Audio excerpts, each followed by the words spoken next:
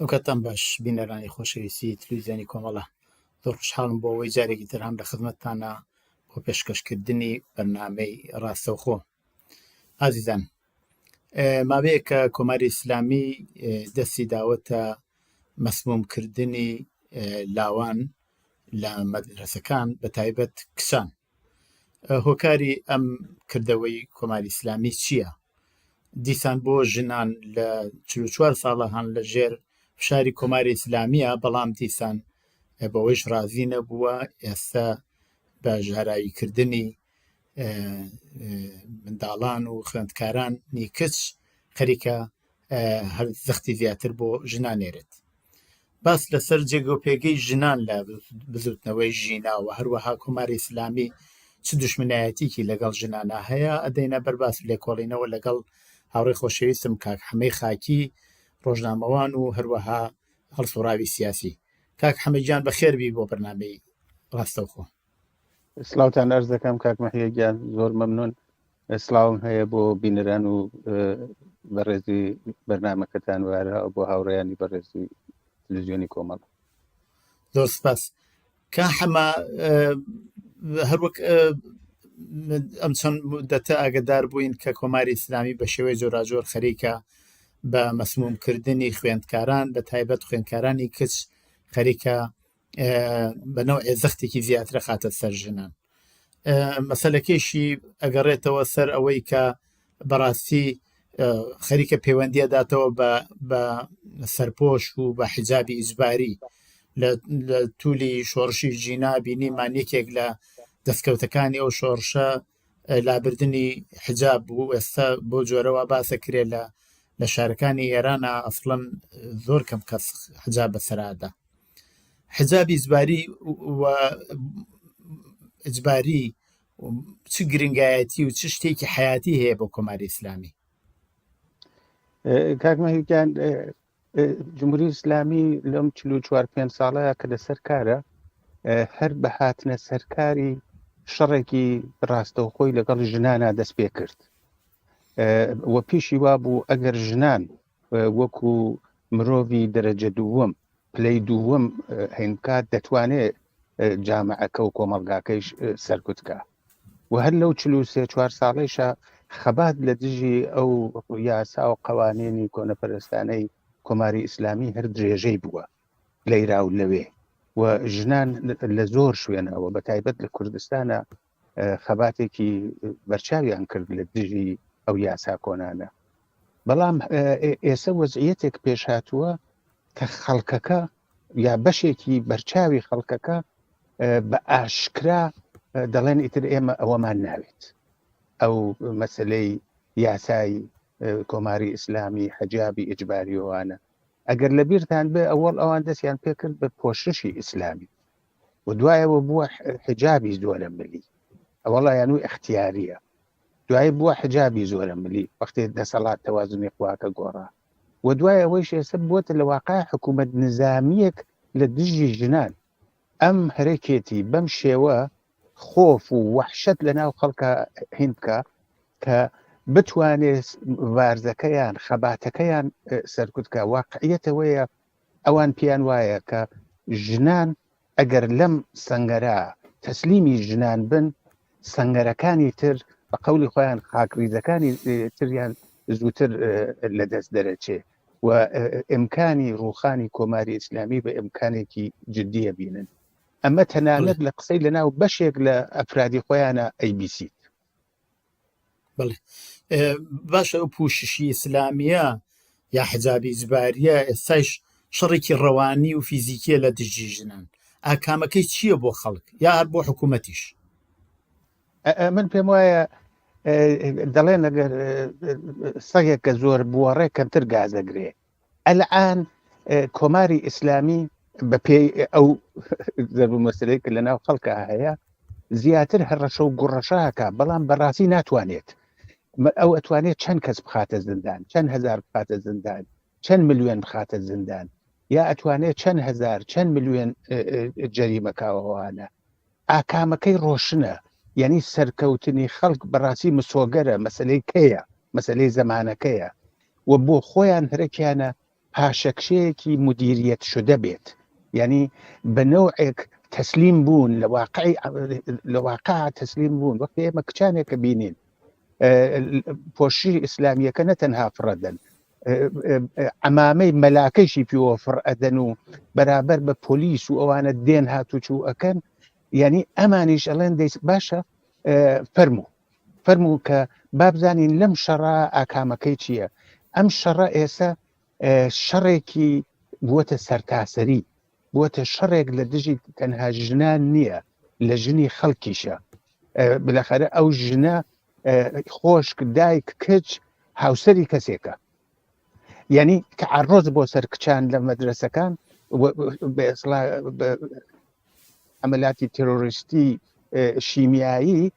ڕاستەوخۆ هێرشە بۆ سەر بنەماڵەکان. ئەمە معلومە وەختێک حکوومەتێک کە شەرعیەتی سیاسی لەدەست داوە، شەرعیەتی قانونی لەدەست داوە، خەڵک نایانەوێ دەرسەدێکی کەمی ئەو کۆمەلگا بەڕاستی پشتیوانیەتی و ئەویش بەهۆی ئیمتیازاتێکی یعنی بەشی هەرە زۆر بە پێی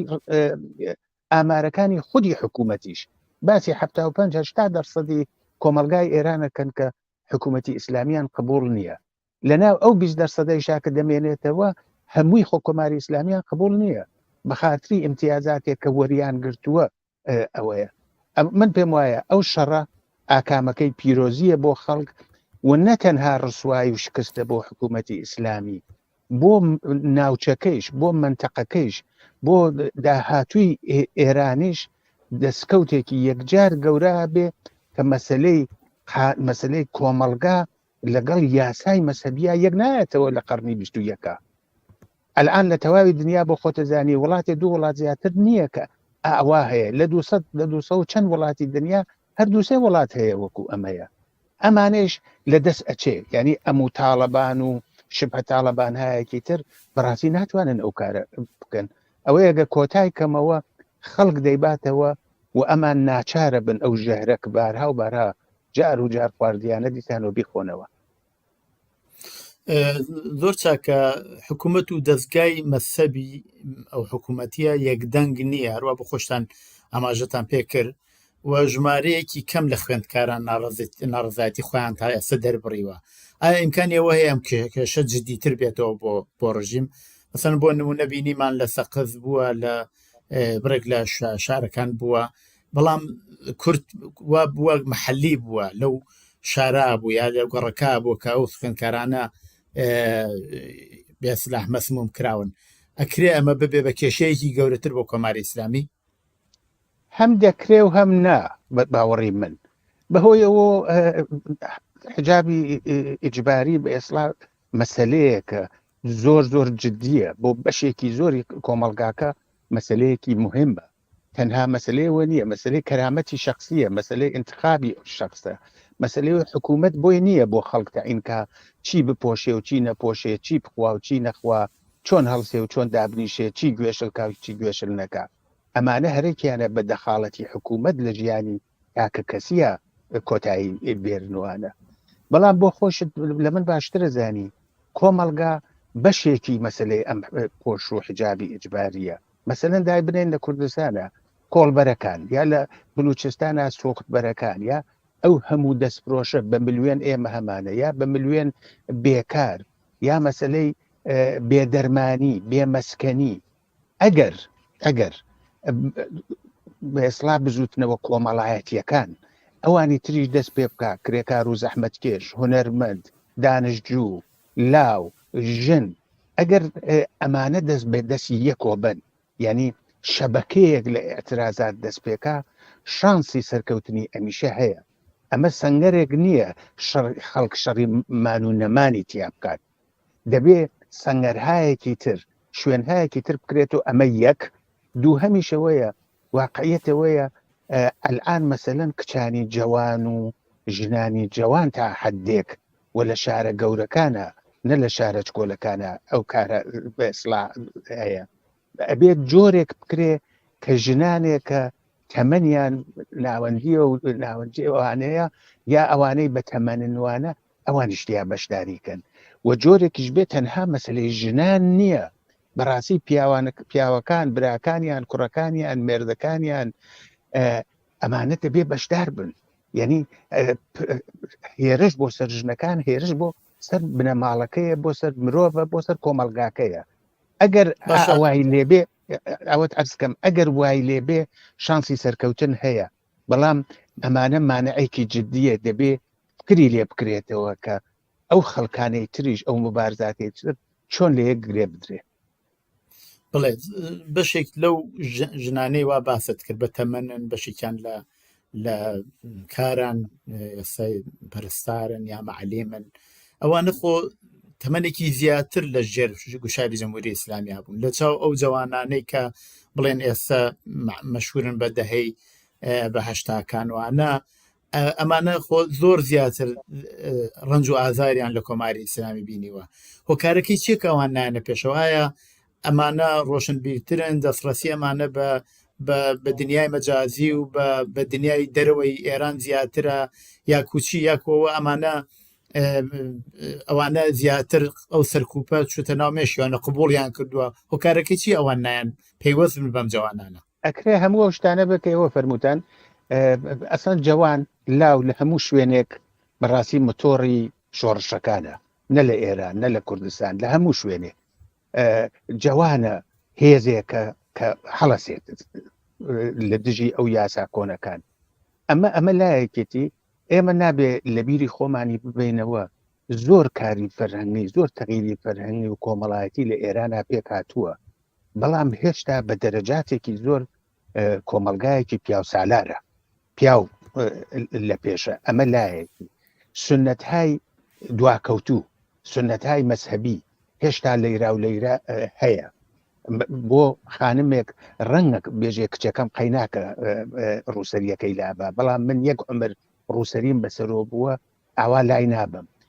دیارە لەناو ئەوانیشا بەشهایەک هەر بەشدار ینی لەسەر خانمایەکە ئەمریان لەسەرۆیە بەڵام پۆشی ئیسلامی تەنهایی ژن نییە پیاویشە پیاویش دەبێ ئێستا بەنەوعێ پۆشەکەی بگۆڕێکە ئەوتێتی مەسەلەن ئەڵێ مەگەر شۆرتەکە بێت و بۆ وەرزشکە هەڵێ ئەمە ئیسلامی نییە یا ئەگەر قۆڵەکەی وابێ یا ئەمان دەبێ کارێ بکەن فشارێکی یەکجار زیاتر بێرن وەلایەکی تریش هەرچیە فەرهەنگی یەکسانی خوازی هەرچێ فەرهەنگی پێشکەوتوو بچێتە ناو کۆمەلگاکە هەرچێ ئەم یاسا کۆنەکان بچنە دواترەوە وادە وەلایەکی تریش ئەوە گرنگە کۆماری ئیسلامی گرەی داوە مەسەلەی حجابی ئیجباری ئێستا ئێژێ جەریمە ئەکەم ئێستا ئێژێ لە کار دەریانەکەم ئێستا ئێژێ دایان نامەردێنم تەنانەت ئێژێ لە بیمارستانەکان ڕایان ناگرم سیستمی ئاپارتایت ئەوەی کە لە ئەفریقای جنوبی کرا عەلەیهی ڕەشەکان دەقیق موو بە موو هەرەکێتی کۆماری ئیسلامی عەلەیهی ژن بکە ئەگەر ژن نەتوانێت بچێ بۆ بانک ئەگەر ژن نەتوانێت لە قەتار ئەوەی دیماندەکاران بچێت لە سوار قەتارەکە بێت چون ڕووسەریەکەی نییە و ئەوانە ئەگەر نەتوانێت بچێ بۆ لای دکتۆر ئەگەر نەتوانێت بچێ بۆ سوپەرمارکتێک ئەگەر نەتوانێت بچێتە دەرەوە ئەمە معنایەکی غێرز ئاپارتایتێکی درەندە نییە بەڕاستی جا ئەوەیە من پێم وایە کۆمەڵێک فاکتۆر هەیە کە ئەمە لە بەرۆ خەریکە پاشەکشەیەەکە و فەرهەنگی یەکسان خوازی بەرابەری خوازی فەرهەنگێکە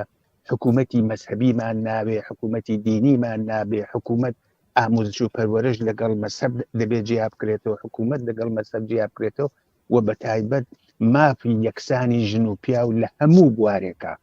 هەموو بوارێکە لایەکی تریش ئێمە کۆمەلگای ئێران بەشی هەرە زۆری گەنجە لاوە ئەو ئامارانەی کە بڵاو بووەتەوە لەو 85 ملیۆنە ئەگەر مەسەلەن میانگین متەوەستی سن 33 تا 35 ساڵ حەسێب بکەینەوەوانە بەشی هەرە زۆری کۆمەلگاکە لەو ڕەدەی تەمەنایە ئەوەیە کە ئەوە زۆر گرنگەکە ئەم حکوومەتی ئیسلامیە لەگەڵ هێزێک ڕوبەڕووە کە ئەساسەن لە جمهوری ئیسلامیە لەدایک بوون لە جمهوری ئیسلامیە گەورە بوون بەڵام جمهوری ئیسلامیان ناوێ یعنی ئەمە شکستێکی گەورە بۆ میدیای جمهوری ئیسلامی بۆ سیستمی پەروەردەی جمهوری ئیسلامی بۆ سیستمی قەزایی بۆ سیستمی ئەرزشی کۆماری ئیسلامیە نەسڵێ کە لە دەرونی ئەوە لەدایک بووە لە هەموو نەسڵەکانی تر زیاتر کۆماری ئیسلامیان ناوێت و ئەم ناتوانێت پێش بەم ملیۆنها لاوە بگرێت چارەی نییە پاشە کشێ بکات. بڵێ شتێکی کەیان کە لەو بینە ئاماژە پێکردوتیان کە دووربینی داناوە کۆماری ئیسلامی دووربینی داناوە ئەوێ لەو ڕێگەوە ئەوانەی وا پۆشی ئیسلامی ڕعایەت ناکەن بیان ناسێ و بانگیان کات و یا جەریمەیان بکات و شتی وە ئەوە سەرێکی امکان پەزیرە هەرچەند ئەو دووربینانە زۆر شتی کێشتوانن پیشان بدەن ئێستا کۆماری ئیسلامی ئەو مەسمومکردنی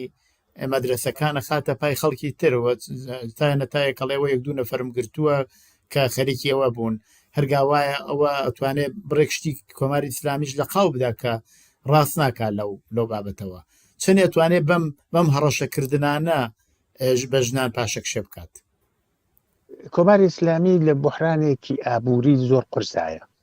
تەنانەت هەرێکێتی ئەم مەسلەی حجابی ئیجباریشیە گرێبە بە نوعی ئەخازی بە نوعی جەریمەکردنی خەڵک بە نوعی سەرچاوەی دەرامەت بۆ کۆماری ئیسلامی مەسەلەن دەڵێ ئەگەر ڕانندەیەک حجابی بەسەرەوە نەبێ بە قەولی خۆی حجابی ئیجباری بەسەرەوە نەبێ هەم ماشینەکە پلۆم مەکەن هەم جەریمەیەکی ئەکەن ئەمە لەلایەکەوە ئێوە تەوەجە فەرمونون مەسەلەن خانمێک یا جوانێک کچێک کە کاری نییە چۆن نتوانێت ملیۆنها جەریمە بات ئەگەر نەیبوو لێەکەن چەند کەسە خەنە زندان چەند ماشین ڕاگرن پڵۆم یەکەن ئەگەر مەسەلەن خانمێ بە حجاب ڕۆیە سوپەرمارکتێ چەند دوکان ئەوان هەرێکیانە داخەن و پڵۆم بکەن بە قەولەوە چەندێک هەرێکیانە نانی خەڵک ببڕن ئەمە ناکرێت ئەمە ڕەنگە بۆ ماوەیەکی کورت شارێ بخەن و تاقیب بکەنەوە بزانن ئەکرێ یا ناکرێت خەڵک لیانە پرسن دەڵێت تۆ بەو دربینانت هەرەکتە ئەو کەسانەی کە ڕووسەریان بەسەرۆ نییە ئەی سێ چوار مانگە ئەو هەموو ترۆری شیمیاییاکرێت بۆچی ئەبدانێ لەو دربینانت ماشانی نەدا ئەوە چۆنە ئەو دربینانە بۆ ژنێکی گەنج کە هیچ بێقانونیەکی نەکردە لە هیچ لایەکی دنیا لە ماف و کەرامەتی خۆی دفاعکاتەوە توانی ئاوای ئینکەیت بەڵام بۆ حملاتی ترۆریستی کە خۆت لە پشتیای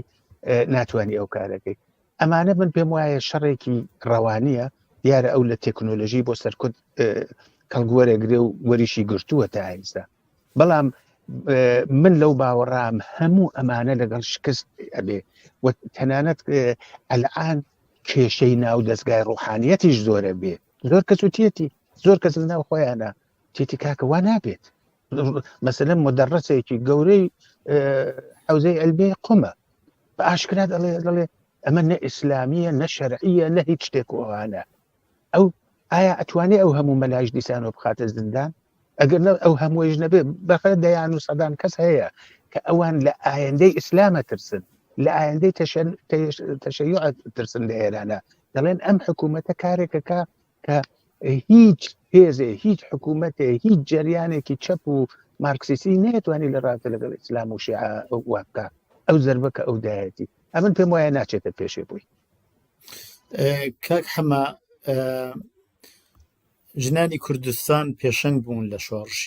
لە شۆڕشە لە توولی ئەم 44 ساڵەدا و ملیان کەس نەکردووە بۆ ئەو شارانی وا کۆماری ئیسلامی هێناوێتی مەسەلەن بۆ نمونە بە نمونە پێم وانیە شک ببیت یەک جار لە مەیدانێکی شارێکی کوردستانە سەنگسار کرابێت ئەوە هەر نەکراوە شتی وا لە کوردستانە هەر نەبووە و یا زۆر مەواردی تر لەو بابەتەوە هەیە فەرهەنگێکیش لەناو کوردەواریە هەیە جالەوەی ئەحزاب و جەرانە چنێ تاسیریان هەیە جلی کوردیەکە بۆ خۆی ئەسڵەن ئەو فەرهەنگە خۆی تاسیری لەسەرەوە بووە کە ژنان تا ئەندازەیەکی زۆر ئەو پۆشەی وا بە ناوی پۆشی ئیسلامی ڕعایەتی نەکەن چه ئینتزاراتێک لە ژنان لە کوردستان هەیە بۆ ئەوەی کە پێشەنگی ئەم خەواتە بن. چاوەڕوانی یەکجار زۆرە لە ژنانی کوردستان بە خۆشیشەوە هەرو جۆرەی خۆشتان فرمووتان ژنانی کوردستان چه ئەو دەورەی بوونە پێشمەرگە چ بوونە گریلا چ لە تەشکیلاتی نەهێنی حزبە سیاسیەکانەوە بە تایبەت لە کۆمەڵە زۆر حزبە چەپەکان زۆر چالاک بوون و چه دواتریش لە خەباتی مەدەنی لە ژینگەوە هەتاکوێ مناڵ پارێز هەتاکوێ بۆ مەسلەی پیر، بۆ مەسلەی کولتور، بۆ شعر، بۆ زوان، بۆ ئەدەبیات. ئێمە ئەنواعی مەسەلەن کەسانی وەکو زەهرا محەممەدیمان بووە، کەسانێکمان بووە ژینا جوانە مەرگ خەڵکی شارەکەی ئێمە جەناب مەهێریان بە هەزاران کەس ژنان خەباتیان کردەوە، بە سەدانیش گیانیان فدا کردووە لە ڕێگەی ئەمە. ژنانی کوردستان جێگەی شانازین. ئەمن پێم وایە جێگەیش یەکجار زۆرە بۆ چالاکی زیاتر، بۆ خەباتی زیاتر یانوانە، و هیوادارم ئەو جنبشی و بزوتنەوەی ژنانە نەتەنها زۆر بەهێزتر بێت، بەڵکو پیاوانێکیش کە بەرابەری خوازن لە یەکسانی ژن و پیا و دفاعەکەن زیاتر یارمەتیان بدەن. یەکشت ئەرزکەم کۆماری ئیسلامی هەرو جۆری خۆشتان باستان کرد لە کوردستان نەیتوانی ئەو یاسا کۆنانەی بە دەرەجاتێکی زۆر بباتە پێشێ. مەسەلەن ئەو ئانەکە ئەو تەنانەت لباسی ئەبوایە ڕەشت بپۆشیایە، یعنی ڕەنگی لباسەکەیشی دیاریە کرد، ڕەنگاڕەنگی لباسی ژنان لە کوردستانە، یا مەسلەی هەڵپەڕکێ، یا مەسلەی شادی، یا مەسلەی موزیک، یا مەسلەی ئەوانە کۆماری ئیسلامی نەیتوانی وە کۆڵی لێدا. و ئێسش کە لە هەموو شوێنێک وایە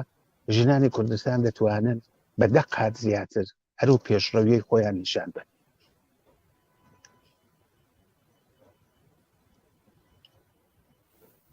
بڵێ ئێوە ئاماژەتان بە دەوری پیاوان کرد. پیاوان لە کوردستانیش دەخەواتە بەشدار بوون، پیاوان لە کوردستانە نەقشی تایبەتیان بووە و بەشێکی زۆر لەو دەستکەوتانەی وا لە توو لێم 44 ساڵەدا هەیە بەشێکی لەسەر شانی پیاوان بووە. پیاوان چه ئینتزارێک هەیە لە پیاوان بۆەوە پشتیوانی ژنان بن؟ شۆڕشی کولەن شۆڕژی کۆمەڵایەتی پێکەوە گرەی خواردووە، وانە کە بڵێن ئەوە بەشی ژنان جیاوازە، بەشی کرێکاران جیاوازە، بەشی معلیمان جیاوازە، ئەمانە هەموو پێکەوە گریان خوارد. چ ئینتزارێک هەیە کە ئەو شۆڕشە ببێ بە هەمەگیر، یا ببێ بەوەی کە پیاوانیش شان بەشانی ژنان بێنە سەر شەقام بۆ دفاع لە مافی ژنان، بە تایبەت کە ئێستا شۆڕشی ژینا بە تایبەت بە شۆڕشێکی ژنانەوە ناسراوە، داخوازی ژنان لە ئاستی سەرەوەی هەموو ئەو داخوازیانەیە.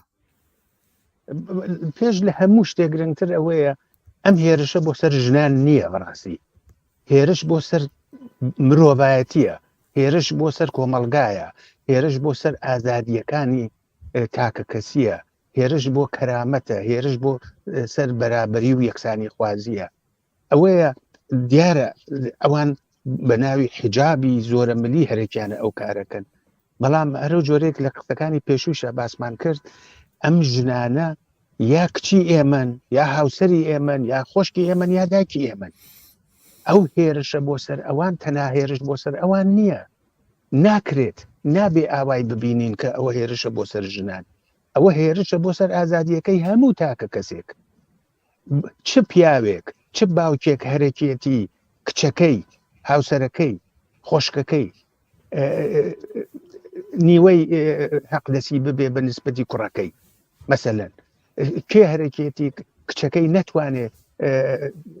شغلی چاک بێرێ بەهۆی ئەوە کە کچە نەتوانێت بێتە وەکیل.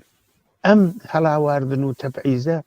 دژی مرۆڤایەتیە، تەنها دژی ژنان نییە. ئەوەیە کە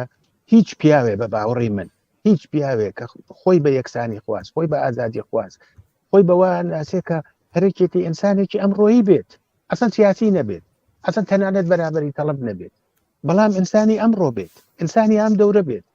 لەکوێی دنیا ژن بە خاتری ژن بوونەکەی جەریمە ئاکرێت؟ لەکوێی دنیا ژن بە خاتری ژن بوونەکەی مافی لێسێننەوە؟ ئەمانە خۆ 1400 ساڵ پێش لەوە لە مزارەکانی عەرەبستان نییە، دنیای نوێیە. ئێمە ئەی بینین لە وڵاتای جۆرا و جۆر بە دەیان و سەدان ژن یا سەرۆک کۆمارن، یا نخست وەزیرن، یا نمایندەی پارلمانن، یا لە عیلما، یا لە زانستا، یا لە هونەرە، زۆر لە پیاو لە پێشترن. زۆر پیاو ئەتوانێ شاهدی بە لە ماڵە لە بین و کوڕ و کچەکەی وشیارتر و زیرەکترە. هەرەکەم نییە بڵێم تەفاوتەکە، بەڵام هەرەکمە بڵێم بۆ ئەو هەموو هوشیاریە، ئەو هەموو زانستە، ئەو هەموو پتانسیێڵە کۆماری ئیسلامی بتوانێت سەرکوتیکات ئەوەیە نەدفاع لە ژنە دفاع لە کەرامەتی ئینسانیە هەر بەشەرێک هەر ئینسانێک بە خاتری ئەوە هێرش بکا بۆ سەر کچان و ژنان بێدەنگ بێ بە نەوعێک شەریکی جرمی کۆماری ئیسلامیە ئەگەر ئاعتراز نەکا بە کۆماری ئیسلامی دەستی کۆماری ئیسلامی ئاوەڵا بێ ئەبێ بدەن لە دەمی ئەو کەسەی کە دەڵێ ژن و پیا و بەرابەر نییە دەبێت دەم کوتیکەن ئەو کەسەی کە ئەڵێ ژن و پیا و بەرابەر نییە بۆ بەرابەر نییە لەبەرچی بەرابەر نییە ئەو دەورەی ئەوە نەماوە دەورەی ئەو کۆنەپەرستیە نەماوە کۆمەلگای کوردستان کۆمەلگای ئێران کۆمەلگای خاوەرمیانە حتم ئەڕوا بەرەو ئەو شوێنەی کە کۆمەلگای ئەوڕۆی بەشەر تێدایە کە ژن و پیا و مافی بەرابەریان هەیە هیچ ژنێ لە وڵاتەی من ئەژیم هیچ ژنێ لە وڵاتەی کە جەناب دەژی بە خاتری ژنبوون جەریمە ناکرێ بە خاتری ژنبوون ناخرێتە زندان بە خاتری ژنبوون شەلاقی لێ نادەن بە خاتری ژنبوون نایگرن وەکو ژینای جوانە مەرگ و بیبەن کوتەکی لێ بدەن و شکنجەی کەن و بیکوژن لە 24 ساعاتە ئەو کۆنەپەرستیە ژن و پیا و دەبێت دەست بەنە دەست یەک و کۆتایی پێبێت بەڵێ کا حەما مشکلەکە فقط حجابیش نییە آخر خۆ ئەگەر چاوی لێ بکەین ئەلعانە ژنانی کۆڵبەر ئاسی ژنانی کۆڵبەر لە زیادبووندایە یاکو مەسەلەن ژنانی کرێکار یا ژنانێکە لە بازاری کارە هەڵاواردنیان لەسەرەکرێت یاکو فەحشا یاکو سیغەهای ئیجباری زۆر شتی تر هەیە چۆن ئەکرێ هەموو ئەم بابەتانە بەرزەسە بکرێتەوە لە پەنای حجابی ئیجباری تەبعا نەزانم حجابی ئیجباری یەکێک لە پایە ئەسڵیەکانی حکوومەتی جمهوری ئیسلامیە بۆ یەکیش ئەوەندە نگەرانە بەڵام ئەوانەی تریش بۆ خۆی هەمووی مەسایلێکی زۆر مهمن بەرام لە ڕابطە لەگەڵ مەسەلەی ژنانە من پێم وایە ئەمە وەکو هینی ئەو کایی دۆمینۆ هەیە کە دانەیەکی ئەکەوێت گشتی ئەڕوا ئەگەر کۆماری ئیسلامی کە من پێم وایە حتمما وای لێ دێ ئەم سەنگەرەگە لە دەست بە سەنگەرەکانی تریش دەست پێیەکە مەسلەی چەند ژنی ئەبێتە باس مەسلەی ئەوەی کە ژنانی خانەدار بیمەیان نەبێت دەبێتە باس مەسلەی ئەوەی ژن نەتوانێت ڕئیس جمهور بێ یان نەخۆز وەزیر بێ دەبێتە بەرباس تەنها مەسلەکە ئەمە نییە مەسلەی ژنانی کرێکار ژنانی بێکار ژنانی بازنشستە و بە ساڵاچوو مەسلەی ئەم گرانیەی دەوا کە بۆ ناو کۆمەلگاوە بۆ ناو بنەماڵەکان و بەتایبەت ژنان کە بەشێک خۆشیان بە هەموو نەخۆشەکانی ناو ماڵەوە هەیە ئەگەر خۆشیان نەخۆش بن ئەوە باسێکی ترا بەشێ لە خەرج و هەزینەی گەورەی هەموو بنەماڵەیەکە هەموو ئەمانە مەسلەی ژنانی سوختبەر ئەگەر ببێ مەسلەی ژنانی کۆڵبەر کە حتمما هەیە ئەمانە هەمووی دێتە ئەوە حەقدەسی بەرابەر ئەمەیە کە ئەمە فقط نمادێکە یعنی فقط وەکو تابلوویەکە نیشانی دا کە ژن لە چ زوڵم و زۆرێکایە ڕەنگە لەباری چینایەتیشەوە ئەو کۆمەلگا چینایەتیە مەسەلەن بۆ چینێک مەسلەی حجابی ئیجباری زۆر زیاتر مەترح بێ هەتا چینێکی تر بۆ مەسەلەن دای بنێن کرێکارێ یا زەحمەت کێشێ لە ئەولەویەتی مەسەلەن ڕەنگە 3 و 4 و 5 نەبێ بەڵام ڕەنگە بۆ چینی مەسەلەن متەوەست و ناوەندی جۆرێکی تر بێ ئەوەیە کە ژنان کۆمەڵە خاستێکیان هەیە بەرابەری ژن و پیا و لە ئەسڵا لە هەموو بوارێکە یەکە بەڵام دوایەوە مافیانەوێ دوایە مافی بێکاریانەوێ دوایەوە کاریانەوێ کە دا بمەرزێن ئەمە ماشایەکی لەگەڵ ئینسان لەگەڵ ئاشنا و ڕۆشناکە قساکە کچێکی یەکجار زۆر ترادەی بێکاری لە ناو کچان و ژنانە زۆر لەسەر بە نسبەتی پیاوان ئەو بەسەر هەموو بێکاریە لە ناو کۆمەڵگا هەیە چووە زانکۆی تەواو کردو چووە مەسەلەن وەکالەتی خوێندووە بەڵام ناتوانێت کارکە ئەچێ لە شوێنێکی تر کارەکات ئەوەیە کە زۆر مەسەلە گرێ دراوە بە یەکەوە کە من پێم وایە ئێستا ئەگەر هێزمان بنینە پاڵ یەک و ئەمە حکوومەتی ئیسلامی ناچار بە پاشەکشەکەین ئێمە دەتوانین سەنگەرەکانی تریشی لێ بگرین و دواتر بە ڕووخانی نزیکترکەینەوە باشە ئاکامی نزیکی ئەو هێرشەوایەتە کراوەتە سەر ژنان چۆنە بینن ئەمن پێم وایە کۆماری ئیسلامی بەهۆی قەیرانێکی ئابووری کە هەیەی بەهۆی مشکلاتێکی زۆر گەورۆ هەیەی الان مەسەلەن ئێوە تۆجە فەرمونون چی هەیە کە بە دنیای بدات ئەیود ئەگەر من نەوت نەفرۆشم نەوتە چێتە $300 $400 ئێمە دیمان نەوت تا $40 هات چه فرودگایە چه بەندەرێکی مهمی هەیە ئەگەر خەڵکی دنیا ئیسفادەی لێ نەکا یا شرکەتای دنیا ئیسفادەی لێ نەکەن شت پەکەوێەوەوانە کۆماری ئیسلامی واقعیەتەوەیە مشکلاتێکی فوق العادە جدی هەیە و ناتوانێت ئەم مشکلاتە حەلکە ناتوانێت جادەوبانێکی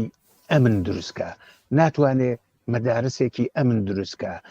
خۆی ئەم کاری تێرۆریزمی شیمیایی بەدەسۆیە ناتوانێت پێشی پێ بگرێ خەڵگوتیانە پێکە ناتوانانی پێش بگرێ قەنەن ئێستعفا بە بڵێ من ناتوانم بیکەم چاکە ناتوانانی شناساییان کەی ئێستعفا بە لانی کەم ئێستعفا بە تۆ دەڵێ هەموو ڕۆژێک لە جەیەک مناڵەکانمان ژێهرخوارەکەن بۆچی ناتوانانی هیچ کارێک بکەی وانە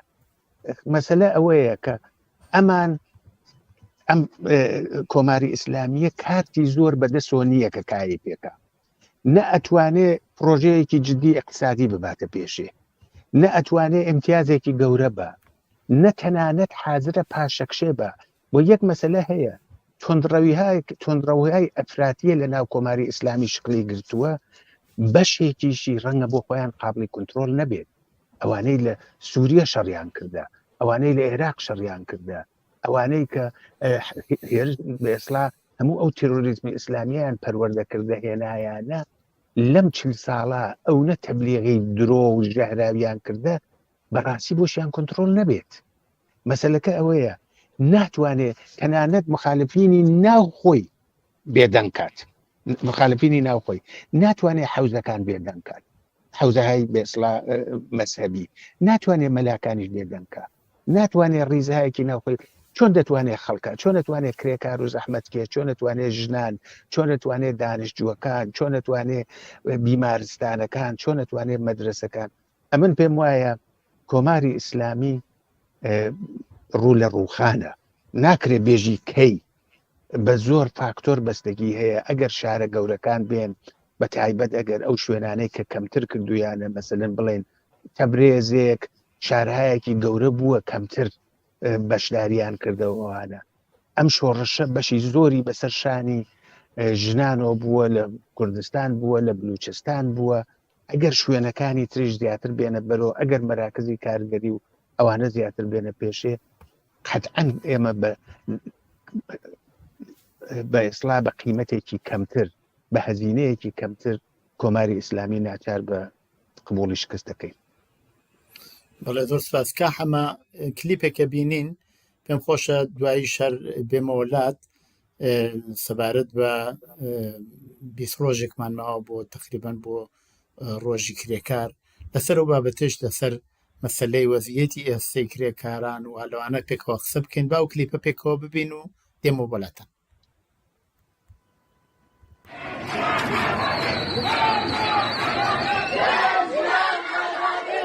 اینجا کردستان است،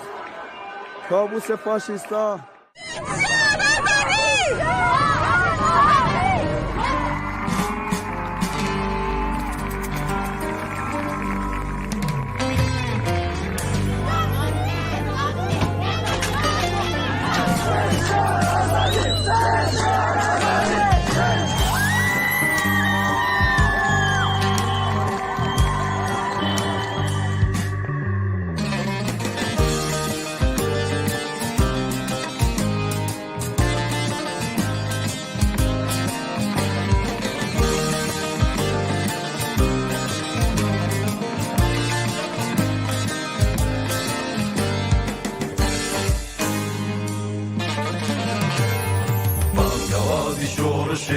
ای همو جهان ریگ خوشگر با خواتی آزادی انسان بانگوازی شورشه که ای همو جهان ریگ خوشگر با خواتی آزادی انسان شورشه که به پیشنگیشتانی نیشتمان با مسوگر به سربستی حرمتی جیان شورشه که به پیشنگیشتانی نیشتمان با مسوگر به سربستی حرمتی جیان به سربستی و حرمتی جیان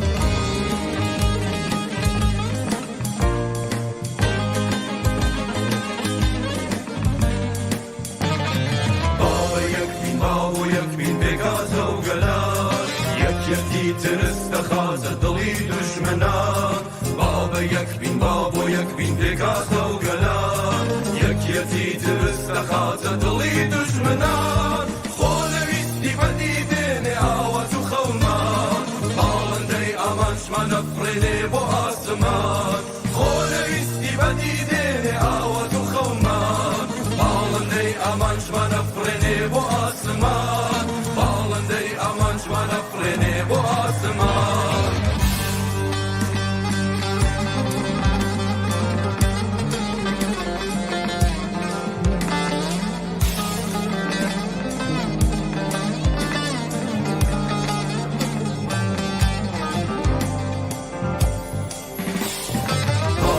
یەکسانی هەموو چین و توێژەکان پەیامی ئاشتی گەلان بۆ دایکی نیشتمان هاواری یەکسانی هەموو چین و توێژەکان پەیامی ئاشتی گەلان بۆ دایکی نیشتمان بۆیە گشتمان یەک دەنگین و پڕ بە گەرومان ژیان ئازادی بۆ تەوێردی سەر زمان بۆیە گشتمان یەک دەنگین و پڕ بە گەرومان ژیان ئازادی بۆ تەوێردی سەر زمان ژیان ئازادی بۆتە ڕەمزی بەرخودا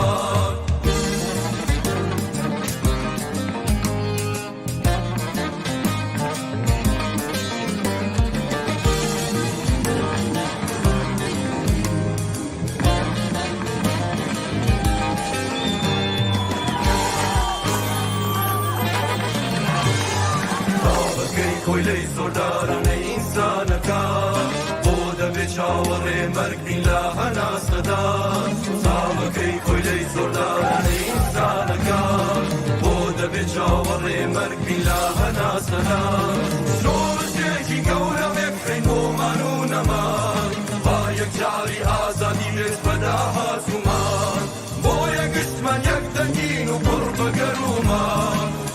ژیان ئازادی بۆ تەوێردی سەر زمان ژیان ئازادی بۆتە ڕەمزی بەرخودا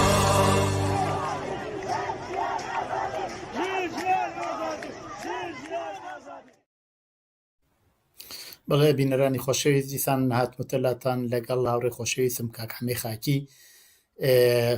لەسەر بەرنامەی ئەوڕۆ کە ڕاستەوخۆ بڵاوە بێتەوە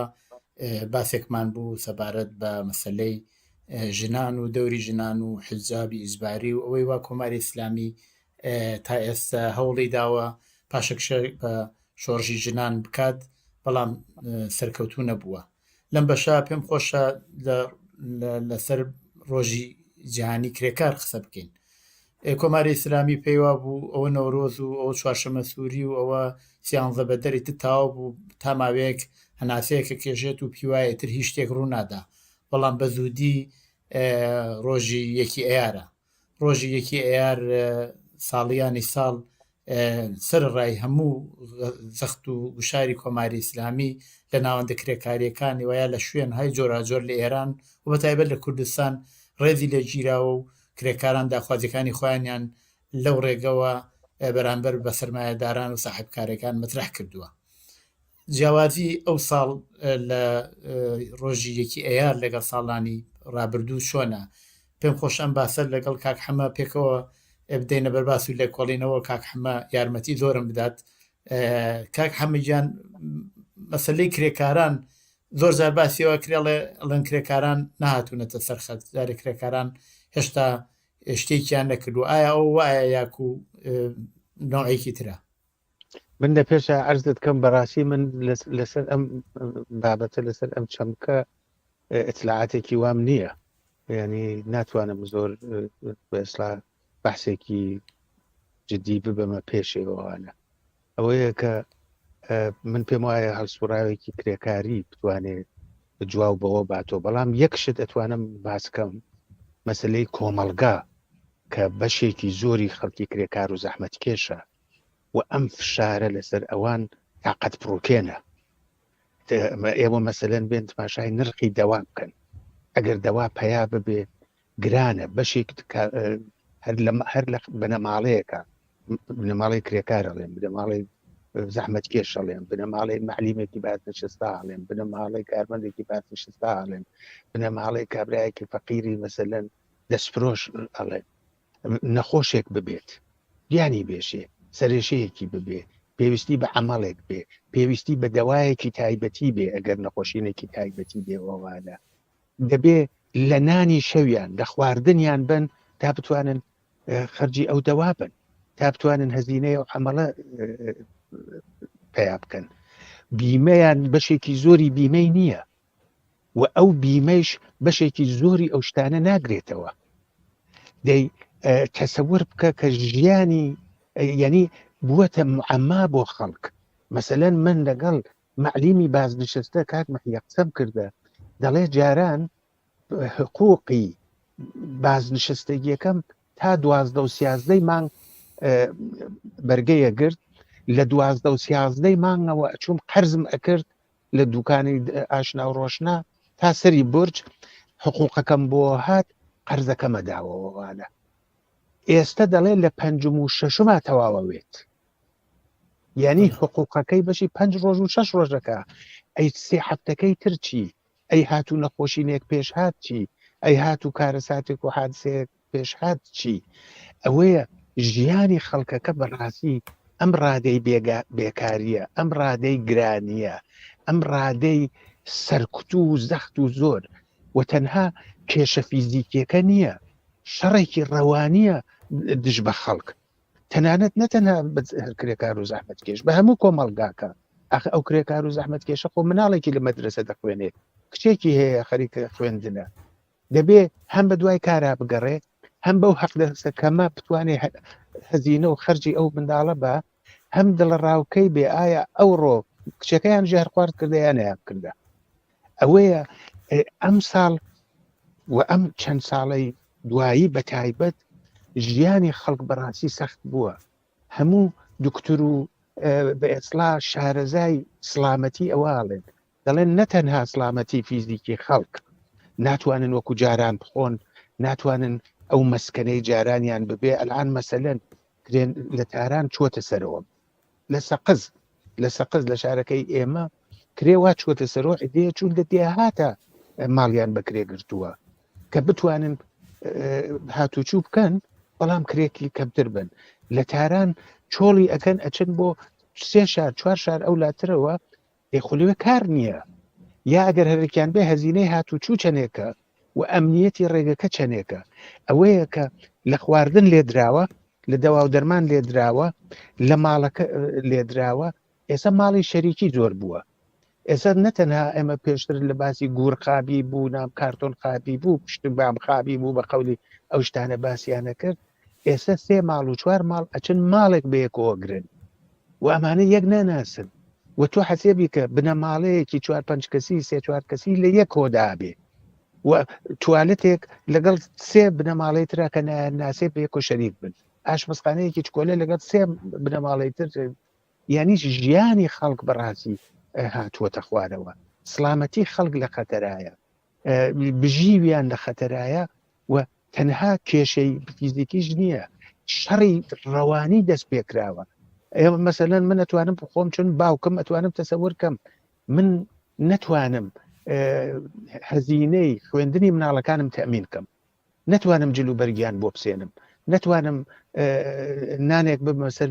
سفرەکەیان دای بنێم من دەبێت لە چه حاڵەتێکی ڕۆحیا بم یا دایکەکەی دەبێت لە چه حاڵەتێکی ڕۆحیا بێ ئەمە بردوویەتە ئەو وەزعیەتە خەڵک هەموو ڕۆژێکیان وەکو جەحەنمی لێ هاتە جمهوری ئیسلامی بەو هەوا هاتووتی ژیانتانەکەینە بەهەشت بەڵام ژیانی کردوونەتە جەحانمێکی واقعی ئەوەیە من پێم وایە کە لەم وەزعیەتە کرێکار و زەحمەتکێش لە ژێر فشارێکی یەکجار زۆران لە ژێر زەخت و زۆرێکی یەکجار زۆران ئەچێ تەشکیلات دروستکە ئەچێ ڕێکخراوە دروستکە ئەچێ ئیعتساب بکە ئەچێ ئەو شتانە بکە ڕێبەرەکەی ئەگرن غیری قانونی ئەکەن لە کار ئیخراجی ئەکەن خصوصی سازی هەیە ئەیکەن بووەتە هۆی ئەوە خۆیان ئەو حەڵقەی ئەسلی حکوومەتە لە ڕۆژێکە لە مانگێکە بنە ساحەبی میلیاردە بەڵام بە هەزاران کرێکار بێکارە بێت بەبێەوە بیمەی بێکاریەکی بێت تەنانەت من فیلمم دیە کاک مەحیا جەماعەتی ئیتلاعات و سپای پاسداران ڕژاونەتە ناو کارخانەکە مۆڵەتیان بە کرێکارەکان نەداوە لباسەکانیان بگۆڕن مۆڵەتیان بەڵێ. بە کرێکاران نەداوە باسەکان بگۆڕن ئاوا خەڵک دەرکەیت ئاوا بتوانێت لەگەڵ خەڵکە هەڵسی و بدوڵیتەوە. بڵێ کا حەمە بە تەوری واقعی ئەو قسانەوەیەوە فەرمووتان زۆر دروستە. کرێکاران هەرچەند لە توولی ئەم حیاتی کۆماری ئیسلامیە زۆر جار ئەوانیش یەکێک لەو هێزە یا ئەو چینە تایبەتیە بوون کە کەوتونێتە ژێر فشاری کۆماری ئیسلامی و زیاترین قورسایی هەموو ئەو فشارش بە سەرشانی ئەوانەوە بووە، چونکی ئەگەر ئەڵێن ژنان ئەوە ژنانی کرێکارن کە ئەوە زیاتر ئەینەکەن، ئەگەر ئەڵێن پیاوان دانشجووان پازشە سەگان هەمویان ئەو لەو قشرە یا لەو تەبەقەتیان کە زەحمەتکێش و کرێکارن. بەڵام سەرڕای ئەوە لە توولی ئەو 44 ساڵە تۆ یەکدانە یەک ڕۆژ نابینی لە هەواڵەکانی لە هیچ شوێنێکی دنیا ئەوە نییە لە هەواڵەکانە هەمیشەی ئاعترازێکی کرێکاری بووە، ئیسا ئاعتراز یا چەند ئاعتراز لە ناوەندە کرێکاریەکانە. بۆیە من باسیەوەم کرد ئەوە ئێستا بەرەوپیری ئەوەڵی مانگی مەیەچین زۆر بەجێیە کە ئێستا کرێکاران هەروە گۆشەیەکی فیلمێکیشم پیشاندا کە ئاعترازاتی کرێکارانە لە ئەو چەند ڕۆژی ڕابردووە بووە لە شوێنێک بە ناوی شرکەتی IGC پرۆژەی گازی NGL لە 3100 چەشمەی خۆش دەلهۆرانە کە ئاعترازیان کردۆ بۆەوە حقوقی مانگی بەهمن و ئسفەندیان پێنەدراوە و هەروەها داوای ئاعترازانی کردۆ دەستیان لە کار کێشاوەتەوە. دیارە ئاعترازات لەو بابەتانەوە زیاتریش بووە هەر لە مودەتەی شابینیمان، بەڵام ئەوەی وا جێگەی سەرنجاوی شەوەیە کە کرێکاران بەڕاستی ئەگەر ئەتوانن مەسەلەن چەند ڕۆژ بێن ئاعترازکەنمان بگرن و نەچەند سەرکارەکانیان، بەڵام دوایی بەچی بژین. بۆیە هەرو مەسەلەوە ئێوەش بۆ خۆتان فەرمووتان و ئاماژەتان پێکرد بیمەی بێکاری ئەوەی کە بتوانێت ئەوان بژێنێ ئەوە نییە کە کرێکاران هین بکات. چاوەڕوانی چییە لە ڕۆژیەکی ئێارە کە بتوانین شاهدیەوە بین کە زۆربەی شوێنە کرێکاریەکان لە مارگرتنە و ئاعترازا بن؟ کاک مەحیە من پێم خۆشە ئیشارە بە شتێ بکەم. کرێکارێک ئێوە مەسەلەن بیێرنە بەر پێشچاوی خۆتان من کرێکارم یا من مەسەلەن معلیمێکم یا من دوکاندارێکم یا من دەستفرۆشێکم، بەو کارەوە بەو دەرامەتەوە مناڵێکە نێرمە مەدرسە ئەچێتە دانشگا هەموو ئەو خەرجات لە دەم خۆم و لە دەم باقی ئادات بنەماڵەکەمی هینەکەم و ئەندامانی بنەماڵەکەمی ئەگرمەوە. ئێستا ئەو مناڵە بێکارە، ئێستا کار نییە. ئەلان بێکاری بڕستی بە خەڵک بڕیوە ئەمە بووەتە کێشە. وەختێک مناڵێک کار نییە دەخۆ باوکو دایکەکەش ناتوانن تا قیامەت بیژێنن، تەجروبەی ژیانی مستەقلی نابێت، ناتوانێت بچێ ماڵێک بگرێ، ناتوانێت چێ بنەماڵەیەک تەشکیل باوەوانە. و کێشەکە ئەوەیە تەنها مەسەلەی بێکاری نییە، مشکلاتێکی ئیجتیماعیش هەیە، ئیعتیاد هەیە، باندهایەکی مافیایی هەیە کە بەدەست خودی حکوومەتی ئیسلامیۆیە. خشونەت زۆر بووە، ئەو کابرا نازانێ ئەو ژنە نازانێت کە ئەو مناڵە بچێتە دەرۆ چقۆیەکی لێن یادی نادەن، ئاوقەی شەڕێکە بێ یا نابێ، ئاوقەی ئەعتیادە بێ یا نابێ، پۆلیس ئەیگرێ یا نایگرێت. کێشەیەکی جدی دەستی پێ کردووە. مەسئلەیەوە هەر لە کوردستانی خۆمان هاتماشایکەین. بۆ دەبێت کەسێک مەسەلەن PhD خوێنێ یا PhD هەیە دکتورای هەیە کۆڵبەری بکات، هیچ کەسێ نابێ کۆڵبەری بکات بە هیچ هادێ بە هیچ مەدرکێک. لە دنیایەکە ئێمە هەین ئەتوانن ملیاردها تۆن کالا بەبێ ئەوە یەک مەوجودی زین و هینکە سوا قەتاریەکەن، سوا تیارەیەکەن، سوا کەشتیەکەن لەم پەڕی دنیاوەی بن بەوە پەڕی دنیا. بۆچی ئەبێ لە شەرایەتی ئەمنا کۆڵبەرێکی کوردستان لە ناو مەیانی مین و لە ژێر تەقاب چێ کارکە؟ مەسەلەکە ئەوەیە ئەم مەسلەی بێکاریە ئەگەر جنبشێکی بێکاری بۆ بیمەی بێکاری دەست پێ بکات بە باوەڕی من، ئەگەر ئەم ڕێکخراوە مەدەنیانە جایسە کرێکاریەکەی غیرکاریەکەی فعال بێتەوە، ئەگەر ناتوانانی کار تەمینکەی دەی باشە بیمەی بێکاری، ئەگەر ناتوانانی بیمەی بێکاریەکەی بۆ لا ناچیت، بۆ ڕێگەی خۆت نایی بە کەسێک کە بتوانێت کاری جاتکە. مەسەلەن لە کوردستانێکە ئێمە هەر لە مەقیاسی کوردستان هاتماشایکەین، ئێمە تەڵامان هەیە، نەوتمان هەیە، ئاومان هەیە، ئەنواعی سەروەتی عمومیمان هەیە و بەخۆشیەوە خەڵکێکی خوێندەوار و تێگەیشت و پێگەیشتیشمان هەیە. بۆ ئێمە هیچ کارخانەیەکی تیان نییە، بۆ هیچ ئیمکانی کار نییە، بۆ دەبێ بە ئاماری خودی دەوڵەت نزیکەی 200,000 کۆڵبەر 200,000 کۆڵبەر لە کوردستانە بە ئاماری دەوڵەت. ئەگەر خانەوادەیەک 4 کەس بن، یعنی ئێمە لە کوردستانێکی مەسەلەن نازانم چەند ملیۆنە 800,000 کەسەکەین کە لە رابطە لەگەڵ کۆڵبەریایە. ئەو کۆڵبەر ئەو خەتەر، یعنی شەوق ناتوانانی بخەوی هەتا عەزیزەکەت بێتەوە، نازانی ئەکەوێتە ناو مەیانی مینەوە یا تەقەی لە یەکەن یالی ناکەن. ئەمن پێم وایە ئەگەر خەباتی کرێکاری، خەباتی ژنان، خەباتی خوێندەواران، خەباتی کۆمەلگای مەدەنی، بۆ ژینگە، بۆ هەموو ئەوانە دەست با بە دەستیەکەوە لەم مانگی مەیە یا لە هەر ڕۆژێکی ئیتراوانە ئێمە شانسی سەرکەوتنمان هەیە. چون ئەمە شایستەی مرۆڤی ئەم سەردەمە نییە، ئەمە شایستەی مرۆڤی کوردستان و مرۆڤی ئێران نییە ئاوا بژی. لە کەم شوێنی دنیا ئاواژی کابران نەگەران بێ، ئەگەر نەخۆشکەوێ دەبێت بمرێت، دەسڕەتی بە دەوا و دەرمان نییە. ناتوانێت کرێکە بە لە ماڵەکە دەرچێ بچێت لە قەورا بخەوێت، لە قەورستان ئاوان کاتەوە. یعنی ئەمانە هاتوونەتە سەرکار قەورستانەکانیان ئاوان کردووەتەوە، ژیانیان خەڵکیان خستووەتە ناو خۆیان باسی بە ملیۆن حاشیە نشینەکەن. وەختی قسەی حاشیە نشینەکەی یعنی ئاوی نییە، یا برقی نییە، کارەبای نییە، فازڵابی نییە، ئینتەرنەتی نییە، ئەنواعی خەدەمات کە پێویستە بۆ ژیانێکی ئاسایی نیەتی. چه ئەوەڵی ماهی مەبێت، چه ڕۆژەیەکی تر بێت، ئەم وەزعیەتە دەبێ حەل بێت. یعنی ناکرێت ئەمە ئاوا بڕوات، خەڵک نابێت. ئەلان مەسەلەن ئێوە تماشاکەن، تماشای هەزینەی هێلکەکەن، قیمەتی هێلکە، قیمەتی گۆشت، قیمەتی شیر، قیمەتی ئەو شتانە. خەڵک هەیە دێ قساکە دەڵێ من مانگ بە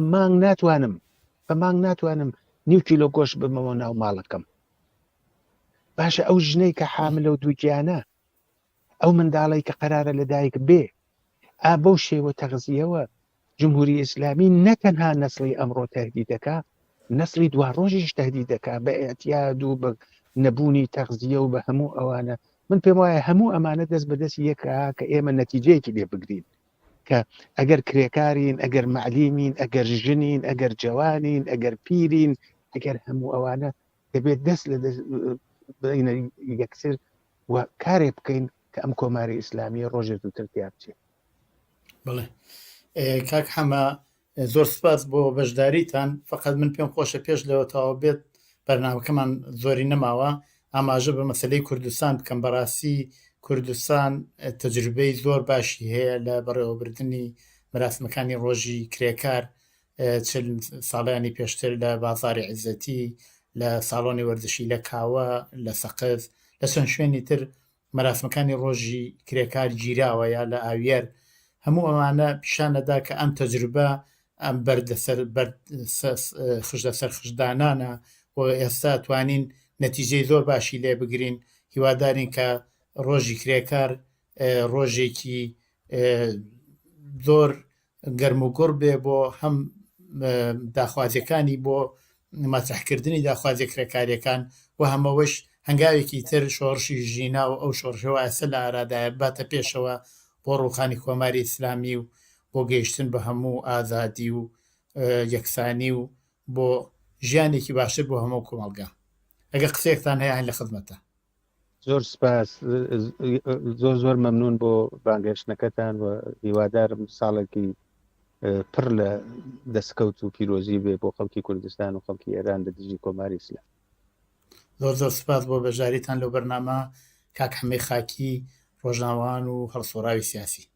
زۆرتان سپاس دەکەم. بەڵێ بینەرانی خۆشەویستی تلویزیۆنی کۆمەڵە، بەو جۆرە هاتینە کۆتایی بەرنامەی ئەو ڕۆی ڕاستەوخۆ. هەتا بەرنمەیەکی تر وە چاپۆکەوتنێکی تر ڕۆژ و شوێکی خۆشتان بۆ باواتە خوازم و بە هیوا سەرکەوتن.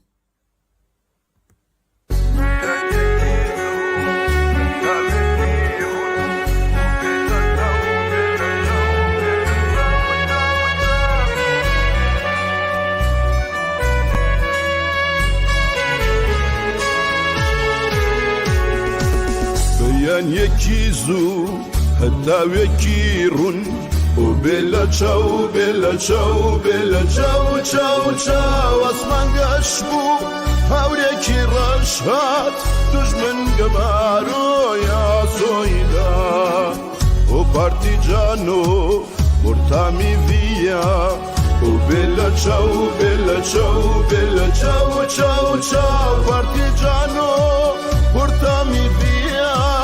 che mi sento di morerò.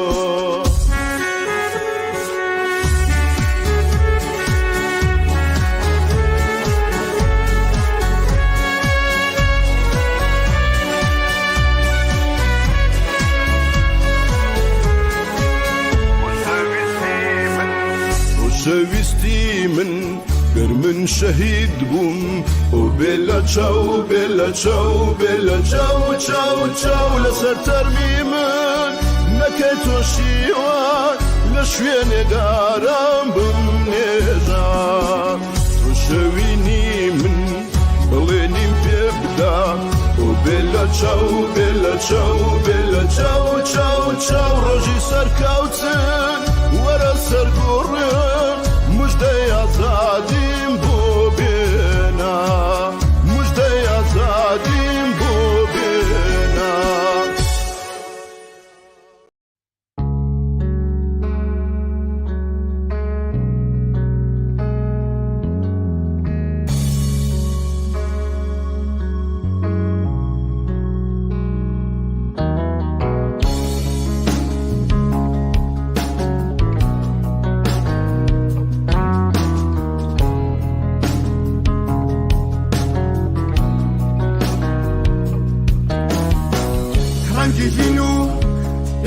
داد پروری نحسی لیادم آدم هی من بولتنان هر حول آدم لکارکم من لجری حکمی نداد پروری و بشبران واده ایغموا دن حال برن برنوا شطام امنان مشتینکی نابی عبد من پرکار برنج کشان با شکوی کلادکان ای حوریانی رنجیدن بنو میدانی خودخان ای محبوب و یکسری دبین حیز و پشتیوان دنها برن ورنوا شقا مکان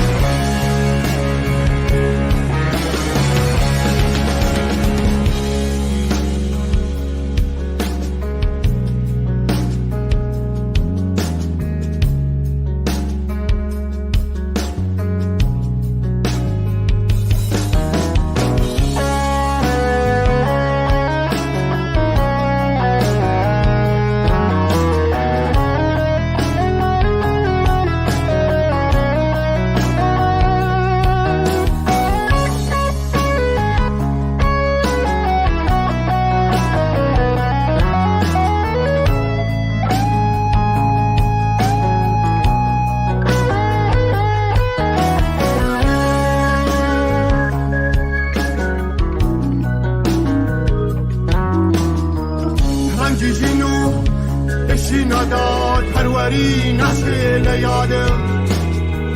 آدم هی من بولتنان هر حول آدم بیکارکم من لجری حکمی نداد پروری و بشبران